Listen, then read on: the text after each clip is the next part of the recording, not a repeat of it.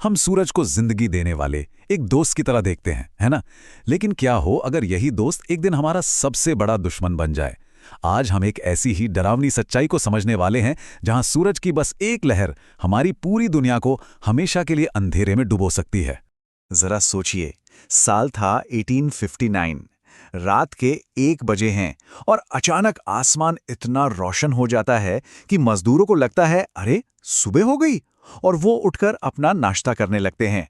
ये कोई मजाक नहीं है, ये इतिहास के सबसे बड़े सोलर स्टॉर्म यानी सौर तूफान का असर था जो उस रात हमारी धरती से टकराया था। देखिए, 1859 में दुनिया के पास खोने के लिए ज्यादा कुछ नहीं था, लेकिन आज हमारी पूरी की पूरी सभ्यता बिजली पर चलती है। हमारा फोन, इंटरनेट, अस्पताल, बैंक, सब कुछ। तो सवाल ये है कि अगर वैसा ही सौर तूफान आज हमारी इस टेक्नोलॉजी से भरी दुनिया से टकराए तो क्या होगा? तो चलिए इस खतरे की एक एक परत को खोलते हैं। हम 1859 की उस डरावनी घटना से शुरू करेंगे, फिर समझेंगे कि ये सोलर स्टॉर्म आखिर होते क्या हैं, ये हमारे पावर ग्रिड को कैसे तबाह कर सकते हैं और इसका हमारी जिंदगी पर क्या असर पड़ेगा। और हाँ, आखिर में हम सबसे जरूरी सवाल का सामना करेंगे, क्या हम इसके लिए तैयार हैं? तो सबसे पहले चलिए सीधे चलते हैं साल 1859 में, उस दौर की सबसे बड़ी आसमानी घटना जिसे आज हम कैरिंगटन इवेंट के नाम से जानते हैं। ये हमें पहली बार सूरज की असली ताकत का अंदाजा देती है। उस तूफान ने धरती पर ऐसा असर डाला कि पनामा जैसी जगहों पर भी रात दिन जैसी लगने लगी। उस जमाने की सबसे एडवांस्ड टेक्नोलॉजी यानी टेलीग्राफ सिस्टम पूरी तरह से ठप पड़ गया। टेलीग्राफ के खंभों से चिंगारियां निकल रही थी, ऑपरेटरों को जोर जोर से बिजली के झटके लग रहे थे। मतलब सूरज ने उस वक्त की सबसे मॉडर्न टेक्नोलॉजी को पूरी तरह घुटनों पर ला दिया था। तो आखिर ये सोलर स्टॉर्म है क्या चीज? ऐसा कौन सा हथियार है सूरज के पास जो इतनी तबाही मचा सकता है? चलिए अब इसे थोड़ा आसान भाषा में समझते हैं। बहुत सिंपल है। सोलर स्टॉर्म यानी सूरज की सतह पर होने वाले जबरदस्त धमाके। इन धमाकों से बेहिसाब एनर्जी और चार्ज पार्टिकल्स, मतलब छोटे छोटे कण, अंतरिक्ष में फैल जाते हैं। और अगर अगर इनका मुंह हमारी धरती की तरफ हुआ तो ये हमारे सैटेलाइट्स, कम्युनिकेशन और सबसे बड़ी चीज हमारे पावर ग्रिड्स के लिए बहुत बड़ा खतरा बन जाते हैं। अब देखिए, इन सौर तूफानों के दो मेन हिस्से होते हैं। पहला है सोलर फ्लेयर। ये एक्सरे और यूवी किरणों की एक बौछार है जो लाइट की स्पीड से सिर्फ 8 मिनट में धरती तक पहुंच जाती है। लेकिन असली विलेन ये नहीं है। असली खतरा है दूसरा हिस्सा, कोरोनल मास इजेक्शन, या शॉर्ट में कहें तो सीएमई। ये चार्ज्ड प्लाज्मा का एक बहुत बड़ा बादल है जिसे धरती तक पहुंचने में 1 से 4 दिन लग जाते हैं। और यही सीएमई हमारे पावर ग्रिड्स का सबसे बड़ा दुश्मन है। तो ये सीएमई है क्या भला? इसे ऐसे समझिए जैसे सूरज से निकली एक प्लाज्मा की सुनामी हो। अरबों टन चार्ज्ड पार्टिकल्स का एक गर्म उबलता हुआ बादल जो अपनी मैग्नेटिक फील्ड के साथ अंतरिक्ष में गोली की तरह सफर करता है। और जब प्लाज्मा की ये तोप सीधे धरती की ओर निशाना लगाती है, तब असली प्रॉब्लम शुरू होती है। तो सवाल यह है कि लाखों किलोमीटर दूर सूरज पर हुआ एक धमाका धरती पर हमारे घरों की बिजली कैसे बंद कर सकता है? इसकी जो प्रक्रिया है वो जितनी हैरान करने वाली है उतनी डरावनी भी है।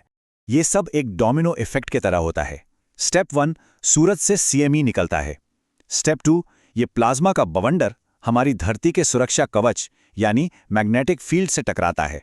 स्टेप 3, इस टक्कर से जमीन के अंदर बिजली का अनकंट्रोल्ड करंट दौड़ने लगता है। और स्टेप 4, ये जबरदस्त करंट हमारे हाई वोल्टेज पावर ग्रिड में घुस जाता है। और फिर होता है असली धमाका। सिस्टम का दिल यानी बड़े बड़े ट्रांसफॉर्मर्स सेकंडों में जलकर राख हो जाते हैं। और यहीं पर आकर सबसे जरूरी बात सामने आती है, बिजली। हमारे आज के समाज की रीढ़ की हड्डी है। हमारे फोन, इंटरनेट, अस्पताल, बैंक, पानी की सप्लाई, ट्रांसपोर्ट, सब कुछ, लिटरली सब कुछ बिजली पर ही तो चलता है। और अगर ये रीढ़ की हड्डी टूट जाए तो सब कुछ रुक जाएगा। अब हम उस डरावनी हकीकत का सामना करेंगे कि अगर पावर ग्रिड फेल हो गया तो क्या होगा। इसे कहते हैं ब्लैकआउट कैस्केड। मतलब एक चीज के बंद होते ही एक एक करके हर सिस्टम का फेल हो जाना। तबाही बहुत तेजी से फैलती है। जैसे ही ट्रांसफॉर्मर फेल होते हैं और ग्रिड में अंधेरा छा जाता है, हमारी दुनिया सेकंडों और मिनटों में बिखरना शुरू हो जाती है। और यह कुछ इस तरह होता है।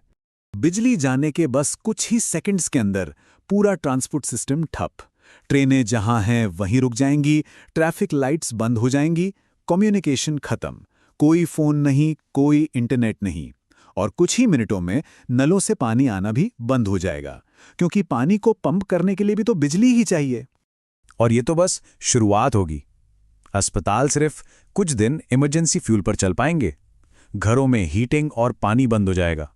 लोग आग जलाएंगे, जिससे घरों में आग लगने का खतरा बढ़ जाएगा। लेकिन उसे बुझाने के लिए पानी नहीं होगा। बैंक, एटीएम, सुपरमार्केट सब बंद, पेट्रोल पंप्स काम नहीं करेंगे, और फ्रिज बंद होने से सारा खाना सड़ने लगेगा। एक्सपर्ट्स की स्टडी का अनुमान है कि अगर आज कैरिंगटन जैसी घटना हुई तो एक इतना बड़ा ब्लैकआउट हो सकता है जो करोड़ों लोगों को हफ्तों या शायद महीनों तक अंधेरे में धकेल देगा, क्योंकि उन जले हुए विशाल ट्रांसफॉर्मर्स को बदलने में महीनों, यहां तक कि साल भी लग सकते हैं। ये सब जानने के बाद अब हम सबसे अहम सवाल पर आते हैं। हम जानते हैं कि ये खतरा एकदम असली है, लेकिन क्या हम इससे बचने के लिए तैयार हैं? हमारे पास वार्निंग के लिए कितना टाइम होता है?